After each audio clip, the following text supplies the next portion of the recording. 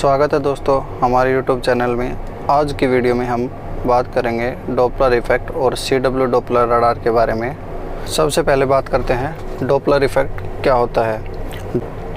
Doppler effect जब पैदा होता है जब कोई टारगेट या कोई ऑब्जर्वर मोशन में होता है तो ऑब्जर्वर के द्वारा टारगेट से आने वाली फ्रीक्वेंसी में चेंज देखने को मिलता है, जिसे हम डॉपलर इफ़ेक्ट कहते हैं। जैसा कि हम जानते हैं कि फ्रीक्वेंसी वेवलेंथ के इन्वर्सली प्रोपोर्शनल होती है।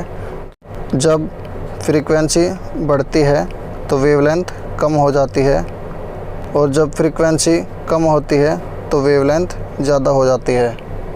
जैसा कि आप पहले डायग्राम में देख सकते हैं, यहाँ पे एक स्टेशनरी टारगेट है और एक स्टेशनरी ऑब्जर्वर है।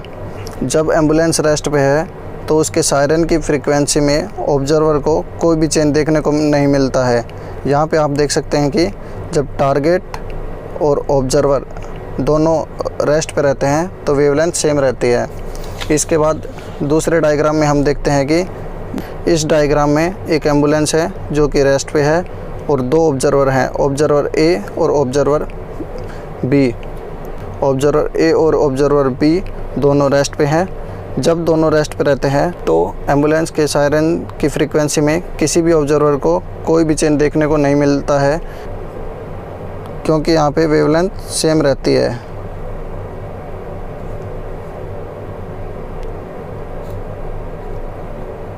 अगले डायग्राम में हम देखते हैं कि ऑब्जर्वर ए और ऑब्जर्वर बी दोनों रेस्ट पे हैं और एम्बुलेंस ऑब्जर्वर ए से ऑब्जर्वर बी की तरफ जा रही है। जैसे जैसे एम्बुलेंस ऑब्जर्वर ए से दूर जा रही है तो उसकी वेवलेंथ बढ़ रही है और फ्रीक्वेंसी यहाँ पे कम हो रही है।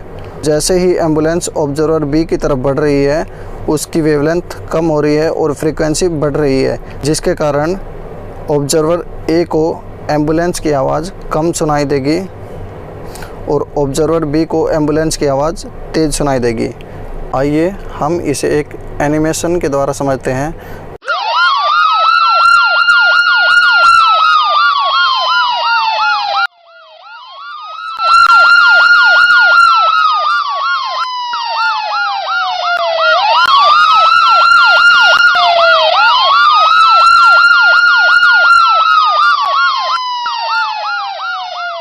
डॉपलर इफ़ेक्ट का यूज़ हम टारगेट की वेलोसिटी पता करने के लिए करते हैं।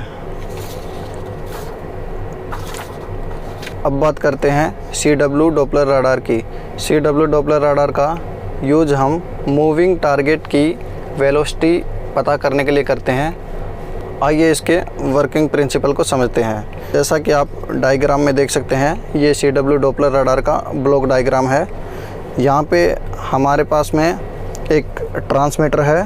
ट्रांसमीटर में हमारे पास में कोई मैग्नेट्रॉन, क्लेस्ट्रॉन या फिर ट्रैवलिंग वेव ट्यूब हो सकती है।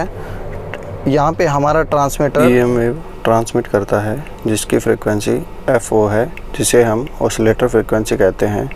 ये फ्रीक्वेंसी एंटीना के द्वारा टारगेट के डायरेक्शन में छोड़ी जाती है। जब EM वेव टारगेट से टकराती है तो टारगेट सभी डायरेक्शन में इस EM वेव को रिफ्लेक्ट करता है। जो EM वेव हमारे एंटीना की तरफ रिफ्लेक्ट होती है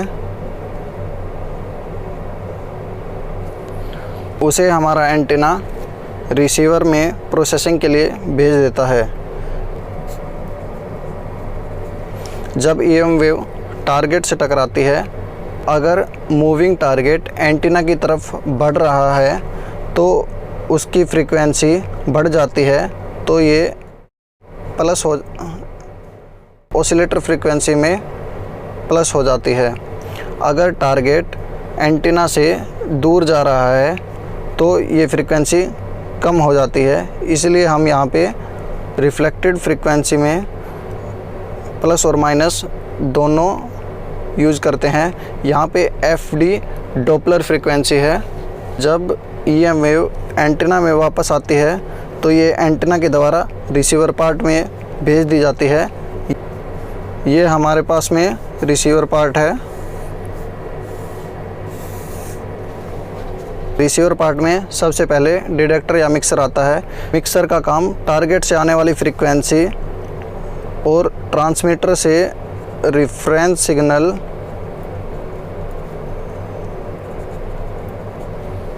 को मिक्स करने के लिए किया जाता है। मिक्सर रेफरेंस सिग्नल और टारगेट से आने वाली फ्रीक्वेंसी को मिक्स करता है और हमें ट्रांसमिटिंग फ्रीक्वेंसी कैंसिल करके डॉपलर फ्रीक्वेंसी देता है। इसके बाद डॉपलर फ्रीक्वेंसी को हम बीट फ्रीक्वेंसी एम्पलीफायर में भेज देते हैं। बीट फ्रीक्वेंसी एम्पलीफायर को हम डॉपलर एम्पलीफायर भी कहते हैं। Beat frequency amplifier Doppler frequency को एम्पलीफाई करता है और जो स्टेशनरी टारगेट से जो इको आती हैं उनको कैंसिल कर देता है और हटा देता है। इसके बाद डॉपलर फ्रीक्वेंसी को इंडिकेटर में भेजा जाता है। इंडिकेटर हमें टारगेट की वेलोसिटी बताता है और ये बताता है कि टारगेट हमारे पास में आ रहा है, ये टारगेट हमसे दूर जा रहा है। आज की वीडियो में बस इतना ही। जल्दी मिलते हैं आपसे अगली वीडियो में। वीडियो से जुड़ा हुआ यदि आपका कोई भी सवाल हो तो आप नीचे कमेंट करके पूछ सकते हैं। और अगर आपको इस टॉपिक से रिलेटेड नोट्स चाहिए तो आप नीचे डिस्क्रिप्शन में दी गई लिंक से डाउनलोड कर सकते हैं। वीडियो देखने के लिए आपका धन्यवाद। आशा करता हूँ आपको वीडियो पसंद आई होगी। अगर आपको वीडियो पसंद आई हो तो वीडियो को लाइक करें, शेयर करें और आगे भी ऐसी ही वीडियो देखने के लिए हमारे चैनल को सब्सक्राइब करें। जय हिंद।